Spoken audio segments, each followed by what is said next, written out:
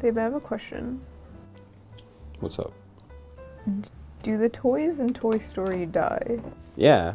I mean, I guess when they break, they die. No, but there are broken toys in Toy Story. There's like, Bo Peep broke her arm. I think like Woody's been broken, his arm broke. But though, they still, you know, were mostly a toy. I guess if they break up so much that they don't resemble a toy anymore, they're dead. But Sid's toys, he literally makes toys, he literally creates toys, and those are alive. So when do they die? Yeah, each of Sid's toys had like a human body part though, so I guess they were alive. Maybe if they don't have a head? No, because Sid's sister's dolls had their heads ripped off. Wait, when do they die?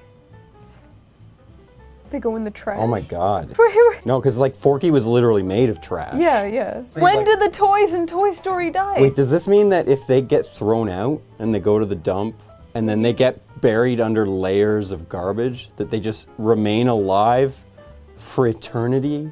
Stop. Just buried under garbage? Wait, okay, what if they die of like old age? Are the kids just like playing with corpses? Do they like die and they're just... Well, I mean, they're afflicted by old age. Woody in the first ones talks about plastic Erosion, degeneration, yeah. erosion, Yeah, so like eventually, do they just, like, do they have souls? I guess. Do the toys have Well, I mean, souls? for sure they must die when they go in the incinerator. Yes. Because they were all very, very scared. afraid of the incinerator. But they also fear death otherwise, though. Like, you know how, like, Pete was about to stab him with a pickaxe and, like, they jump? Yeah. And they're scared of heights and they're scared of death. They fear well, like, death. they feared Sid because Sid was gonna, like, blow him up and shit. But even his, like, blown up, broken toys came to life and, like, attacked him in the backyard. Yeah. Even, like, there was those army men that were crushed that were just, like, in a mud puddle. Why do they fear death? And they death? just stayed in that mud puddle forever and decided, now I will get out of the mud puddle. Why do the toys in Toy Story fear death if they can't die? Yeah, the prospector was gonna hit Woody in the head with his pickaxe. Woody's plastic head with his plastic pickaxe. And they were scared. What the f was that supposed to do? And then nothing would happen. Like, Woody has had his head crushed before. Yeah, literally stomped. And he didn't die. Yeah. People have had their heads chopped off and they don't die. How come Mr. Potato Head, when his body parts are removed from his body, he can still move them, but when Woody lost a couple stitches, his whole arm was completely numb? Baby, how did Mr. Potato Head put his little parts into a freaking tortilla and then the tortilla was alive? Mr. Potato Head is a body switcher, and once he takes his little body parts out, he can stick them into anything he wants. And make it alive. And then now that tortilla is alive. Wait. What happens when Mr. Potato Head puts his body parts inside of a dead human? Stop! This universe is f***ing a horror movie! Babe, Toy Story is a horror movie. Is the dump like toy hell? Like you said, there's toys. Yeah, that would literally be their hell. There's toys buried under there, alive. Yeah. Babe, wait. Babe, wait. What if a toy is buried in a coffin with a human?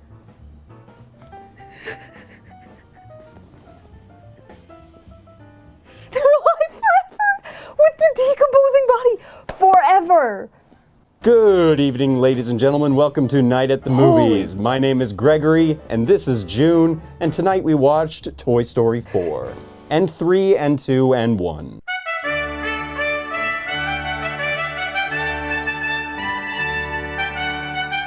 Neither of June or I really had much memory or emotional connection to Toy Story or the brand in any way. No, babe, I was a huge Toy Story fan, so that's a lot. Okay, well, I didn't. I was obsessed. I mean, I vaguely remember the trilogy. I'm sure I saw the original one a bunch of times when it first came out. I remember seeing the second one once. I remembered basically what it was about. The third one I watched a couple times only because everybody pointed out that it's just number 2 again.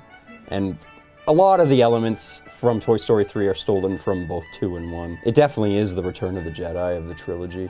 But Toy Story 2 actually is kind of the empire of the trilogy. Even though they allude to that with a few jokes about Buzz Lightyear coming to terms with Zurg or whatever being his dad. Like, that was funny. It really was the best of the 3, but we had to go back and watch the original trilogy again to sort of refamiliarize ourselves with the canon of the universe after we saw the movie, because I didn't recognize much of what I saw on the movie screen. I don't know if you did. You did. Listen, I saw the first Toy Story probably like over 100 times in the span of like a year when it came out. I was obsessed. I think I was like 6 years old. So I was just obsessed with it. I had a Woody doll. I brought him everywhere with me. After I bought the lamp around with me. So... You get a friend in me. You get a friend in me. 24 years of this shit. Why isn't this franchise dead? Oh, you got a friend in me. So June, what did you think of Toy Story 4? I liked it, but I don't think it was necessary. Oh, absolutely unnecessary. Yeah. That's the meme, is that they already had a trilogy, and the trilogy had a nice, neat little ending that wrapped it all up. They did not need this at all. No. I was actually, when they first announced it, thought maybe they were going to do a prequel. Yeah. Until I saw Forky, and then I realized they were going down some new Nightmare Fuel direction that they had never explored before. No, this wasn't necessary at all. I enjoyed it. Like, there were parts where I felt like nostalgic, and the animation was beautiful. I'm sure we'll get into that. But not really memorable. Like, I can't really remember much besides maybe the antique store. Kind of not memorable. Too action-packed, like too much, that it got like annoying. They're constantly on the move, constantly like jumping around and doing shit. It's just like, can we just slow the movie down a little bit? Like maybe, I don't know, right? Like it was all over the place, I think. It was messy. It was also very convoluted towards the end. And it was just unnecessary, but I liked it. What did you think of it? I was, for the majority of the film, just bored. And Really? I didn't understand why I was here. I didn't understand why the film was made. I mean, they had the element of Forky. I thought that they were going to be focusing mostly on Forky because of the whole, like, you gotta be a toy, you're not trash, and it's sort of like the be unique, be yourself sort of thing. You know, it's the modern thing that everybody's talking about.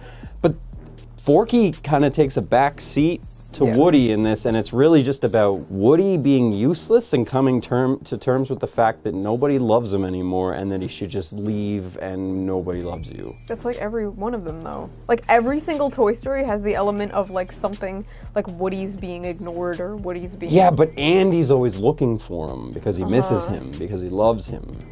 The girl doesn't even acknowledge that Woody exists for most of the film, so that's depressing. And then when he catches up with his ex-girlfriend, she's like moved on because he broke up with her. So like, you don't expect her to be super warm, but that's just another element. Like Woody's out on his own again, meets up with an old friend, and oh, she hates him too. Everyone hates you, Woody. Yep. Go die. Oh, you can't. You live forever. Sorry, I barely did my hair today. I just put like a little bit of gel just so it would stay out of my eyes. Looks good. And it is not It looks staying out good. of my eyes. Everyone tell Greg his hair looks good. I'm going to be Comments. cutting this soon, so I'll vote in the comments section below if I should go back to my old haircut, because I'm very insecure about my outward appearance, and I need validation. So the main problem, though, is that even though there's a few new characters, like Keanu Reeves plays the Canadian guy, Oh, we'll talk about that. there's like the dummies, the puppets. There's like an army of those. They're like intentionally creepy. That was pretty brilliant. The villain, it's the best villain in a Toy Story yet. Yeah. Best animation Pixar has done Oh yet. my God. Forky walking down the road, being dragged by Woody, and then having to stand up and then being dragged and standing up again. That was probably the best animated sequence I've seen in a Pixar movie. The opening scene of the house and it was raining, dead ass just looked like a fucking footage of a house and it was raining. There were quite a few of those. Like at the fairground, there's video of like cars driving by and stuff. Like that's just real life. And you were just like, that's just real. In the theater, he was just like, that's real life. And then the cat looked like a freaking real cat. What if that's the whole game of Toy Story though, is that everything's animated but the toys, and the toys are real. Okay. Am I center camera? You know what? I'm insecure about my camera setup now. I moved a few things. You probably Baby, can't it's even fine. tell. It's fine. I feel like a woman that just had her hair done. Okay, baby, can we... June's facing more forwards now because she's always constantly complaining about the side of her face being in every video. Ugly. It's not ugly. I have an ugly profile.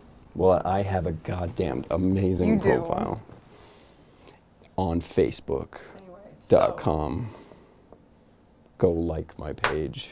Oh yeah, you have a Facebook. Yeah, I have You a still Facebook have page. a Facebook. There's like still like a couple dozen Wow. people that use it.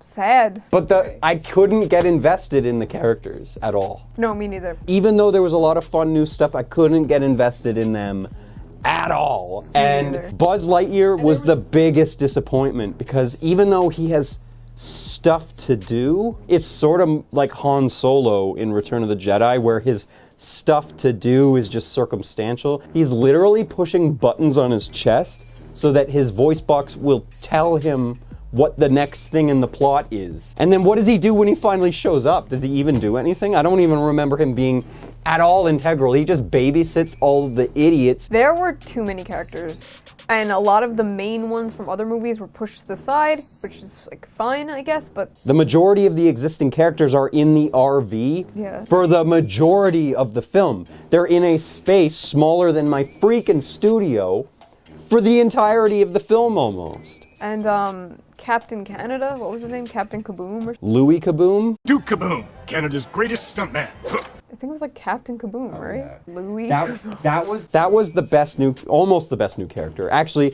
I I thought think you might be a little biased. No, well, I've said this to you a million times, but there's this thing in American movies where literally the word Canada is a punchline. It is. Where's he Canada from? Is a joke. Canada. Canada is a joke. It is literally a joke in TV, cartoons, movies. I remember watching cartoons when I was a kid, and they'd be like, "Where are you going?" Canada, and it'd be funny. The meme is, oh, I can't go on a date with you. I have a boyfriend that lives in Canada. Yeah. I would almost say that he was my favorite character in the film, but I thought I was gonna hate Forky, and he ended up being like the best thing. His I'm trash humor, Woody having to like keep pulling him out of the trash, that montage was exhausting and boring. Yeah, I hated it. But then when that was done and then they got to the part where he's literally dragging him down the road. I actually hated that entire thing where he kept trying to get the trash, like Forky out of the trash. I was like, how long is this gonna... That was the worst part of the film, was that montage. It was funny a couple times to see how he was like continuously suiciding himself into the trash can, but that sequence was like, it felt like 5 minutes long. It just wouldn't end. It didn't end. And then it did end with Woody getting his fucking head stepped on. You got a friend in me. Wait, baby, if Forky went to the trash, is he killing himself? Like, does he No, just lay there, like, he wants to alive? exist in the trash. He is a lower density being from hell that's been dragged from hell into our realm. He doesn't represent, fly your freak flag. He represents giving corporeal bodies to the deceased. So whereas earlier Toy Stories are about them constantly being thrown into hell and having to come out, it's about Forky coming from hell and wanting to go back and being convinced that being alive is better. Oh my god. Toy Story is deep. Please God, kill me. Please God, kill me. Tried to end it, but it just wouldn't take. Oh, please God, kill me. We had to go back and watch the original trilogy again because we didn't recognize a lot of the elements in the film. It started off with us being like, was that set up? We need to go back to see if certain things are set up. Certain things that were set up in the earlier film are just missing from this one. Like Jessie and Buzz Lightyear are supposed to be in a relationship. Do they even talk to each other directly once in this film? I don't know. Like it was like a big point in the 2 earlier films, but whatever. Who cares? It's about toys and a child, and nobody likes any of those things. We went home and we watched the trilogy, and Greg was very high. Can we just throw a clip real quick?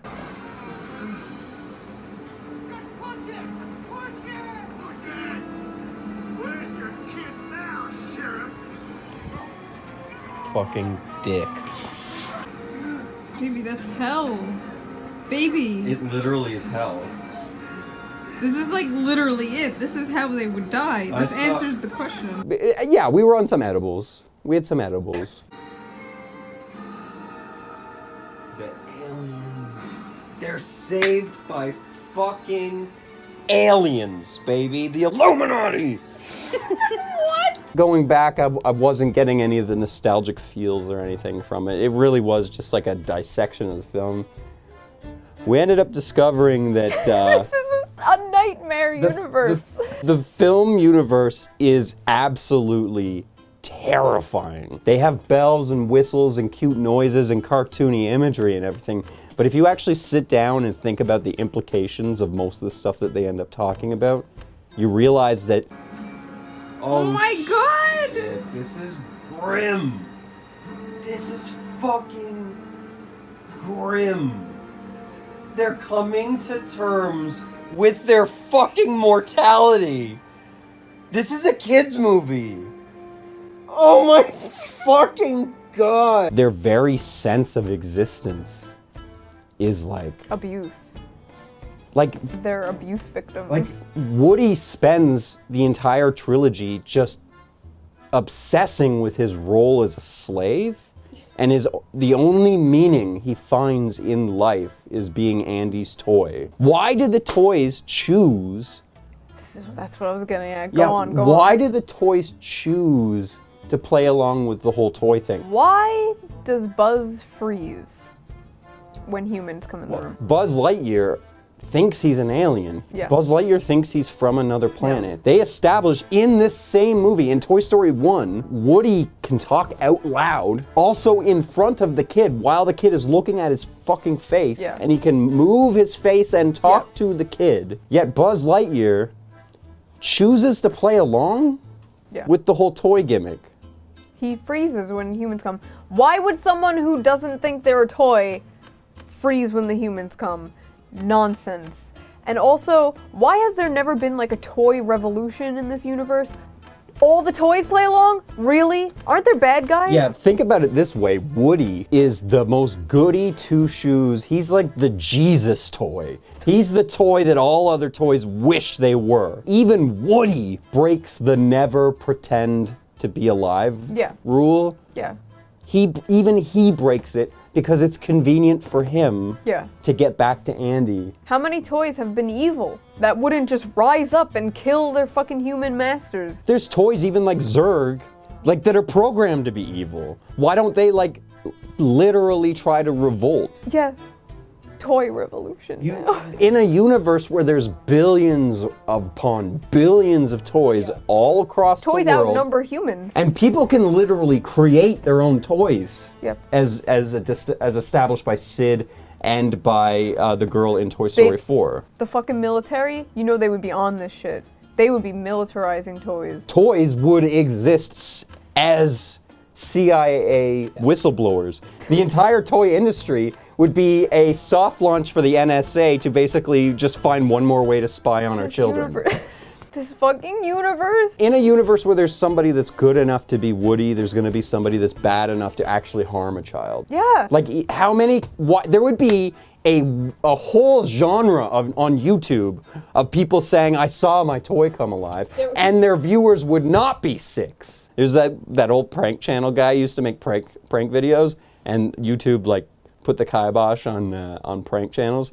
So he started making kid pranks, and they're all about Elmo coming to life. Is that you? Something freaking scratched me! Turn it on, bro, come on! Oh my god, bro, it got my freaking neck! Look at my god, again? Dude, is there something on my neck? Dude, it's red! Bro, I feel like something... Dude! What? Look at your hat!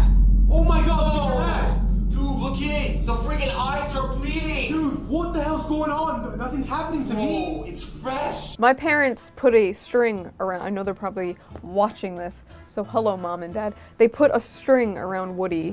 Hi mom. Hi June's mom. Okay, anyway. They put a string around Woody and they hid behind my bed, and when I walked in the room they started like pulling the string and I was like, and I was like, oh. Like dead ass, that happened. It was a good story, great. Anyway, I'm glad that we got to derail our very important conversation about Toy Revolution. It's a really good story. It's a really good story. Babe, okay, one more thing, because this really bothered me. Why do some of the toys... Sorry, I'm gonna interrupt. Okay. When I was a kid, my brothers and I used to take my sister's Barbie and tie it to the vacuum cleaner cord, and we'd extend the cord all the way around throughout the house, and then we'd say, "Hey, come look at your Barbie," and just as she came out to look, we'd stomp on the cord return, and it would throughout the house, and she would scream, and she would cry. Ah, those were the days. So happy I didn't have brothers. Yeah, brothers suck. One more thing that kind of bothered me about this universe, and we talked about this, why do some of the toys just have, you know, personalities like humans, and other toys act like the type of thing that they are? Like, there was a baby toy, and the baby actually acted like a baby, like a goo goo gaga, and then, like, the Rex doesn't act like a dinosaur, like, literally, or...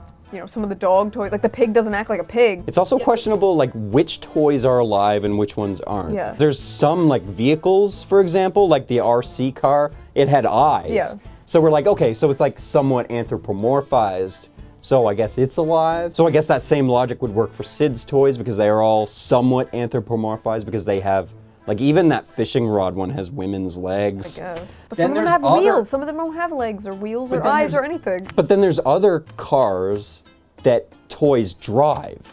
Toys will get into the car and drive it around. So we thought, okay, maybe that's because they're not anthropomorphized. They don't have eyes or anything. But in the third one, there's cars that aren't remotely anthropomorphized that drive around on their own too. So, like, what is alive, what isn't alive? There doesn't seem to be like a line on where it's like, this is a living toy and this is an accessory.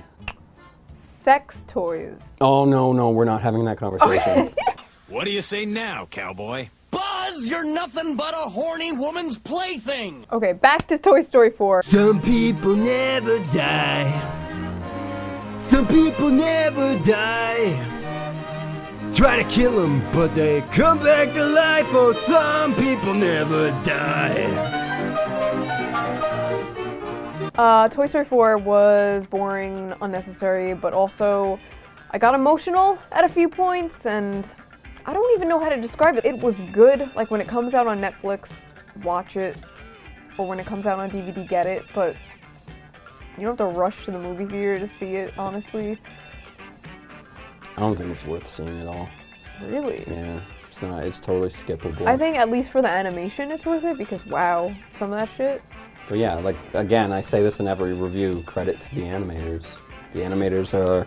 Yeah, I think we're gonna get bored of saying that now, though. All the behind-the-scenes people, they're getting better and better and better, but all the important stuff in Hollywood, story, character, Yeah. plot even, just they forget about that. Remember how convoluted the ending was? They just, like, all of a sudden it's like rushed. They all come together, they all find each other, and then that vintage doll just goes to a random kid that hasn't been That was established. actually the only part of the movie I cared about at all, actually. When the kid was crying? When that girl was crying and the villain went up to the kid and was like, "I'm your toy now," and she was happy. That made me cry. I liked that. That made me cry, but also it was just so random. Like, they all just got together, they're all done, and that was It wasn't that random because, I mean, the villain was vulnerable at that point. I guess. But anyway, your heartstrings were tugged because your biological clock has been going off. Your dad biological clock. Can we talk? The father biological clock has gone off. Been waiting for like 3 years for this.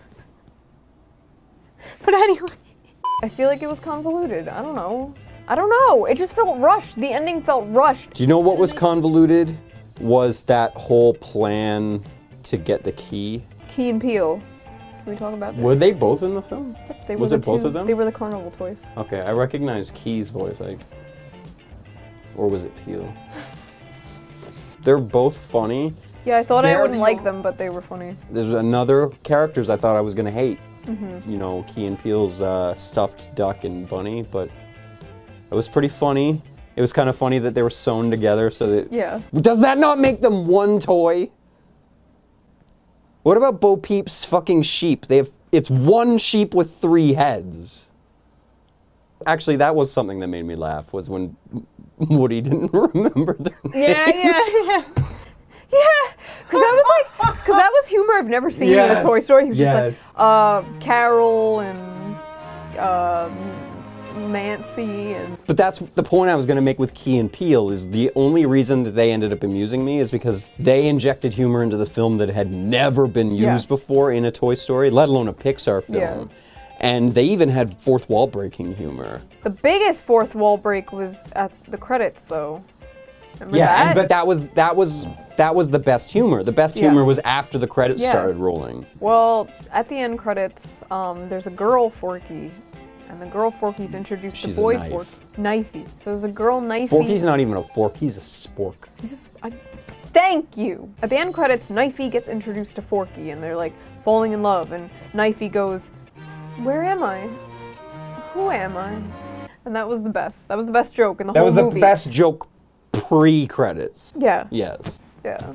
I don't have much to say about this movie, honestly. But there was a part that I hated so much. It actually not only breaks the film, but it breaks the whole universe. So I get that we've established that toys can talk out loud to people, and if they really wanted to, they could talk literally right to a person as the toy. People can hear them. But I was under the impression that they could only really do that sort of briefly under extenuating circumstances. But in the shitty RV that they have to keep making sure never moves, which is like the whole B plot, is that they've got to make sure the RV doesn't go anywhere. So fucking lazy. Can't have an adventure, guys. We got to make sure we're parked in the same spot forever and never do anything interesting. When they finally do get the RV going, the toys are panicked that he's going to drive the wrong way. So they start pretending to be the GPS, and just for like 5 minutes of the film, they just yell out full sentences to the humans. So like when the toys are like upstairs being loud and screaming and shit, people can hear them. This universe is making me religious. Yeah, so now all those scenes from the original trilogy of the toys playing just openly upstairs in Andy's room, that's not like an over-representation of what the toys are imagining happening. They're literally slamming things, they're yelling, Woody is talking into a fucking microphone in the first film. Everyone in the house would hear that. You could have done a similar story about a toy sort of learning to move on and everything with a prequel, and you could have literally made it about Woody. Even the whole Forky thing of being able to create a toy, that could have all been explored in a prequel, and I think a prequel would have been better. Yeah. Because why did there's so many questions about Woody's past. Yeah. They talk about Andy like Andy's only That's ever... what I wanted to talk about, yes. Woody has only ever been owned by Andy, but Woody, they establish, is an old toy from the 50s. Yeah. So who owned him? Was it like his grandpa just owned him, but he never played with him, so he stayed in a chest? So Woody doesn't really have any memory of that. We're like, oh, that's another thing about the whole mortality thing. It's like all those Buzz Lightyears that were in those packages didn't come to life, but the one that was out of the package came to life. So they're literally born when they're taken out of the package? Fucking weird. Is that how it works? I would love to see, instead of this movie that ruined the third one, because the third one I thought had a perfect ending, we didn't have to see what happens with Bonnie. They could just be moving on to a new owner. That was a sweet ending. Well, even just like giving it to Bonnie. Yeah. Like that's just such a beautiful way to sort of like, because, I mean, the end of the third, sorry. Okay. So, I guess women are allowed to talk too. It's 2019. Okay. Is it? Oh my god, you scared me for a second. I was like, wait. Instead of this unnecessary movie, we should have got a prequel before even the first one of the 50s. Woody in the 50s. That would have been... They could have done something with that, right? Do you know why they didn't do it though? Why? Because then they couldn't sell any more Buzz Lightyear toys. Baby, that whole antique, like, doll thing could have happened in a prequel in the 50s too. Like, that whole thing could have happened in the 50s. She could have still been the villain.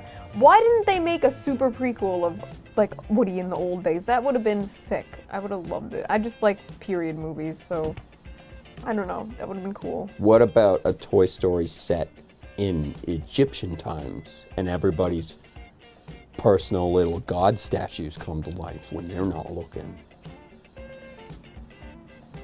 He's like really into Egypt shit right now and needs to insert it everywhere, so please ignore. So how would you rate each movie in the quadrilogy? Okay, so obviously the first I think is the best just because I have too much nostalgia for it.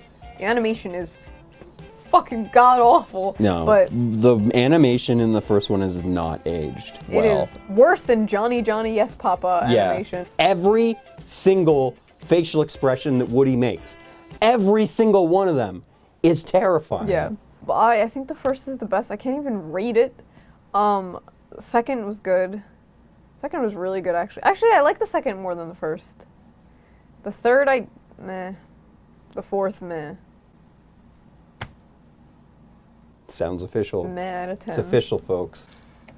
The first one, you got to look at the context of it, even though the animation is terrible. Remember when it came out, they didn't know how that animation would age. But there's such a huge jump from 1 to 2. Mm-hmm. And then there's another noticeable jump from 2 to 3. The best explanation I can give you for that is that there was a huge amount of time between each of the films. Mm-hmm. So again, there's going to be another huge jump going into 4.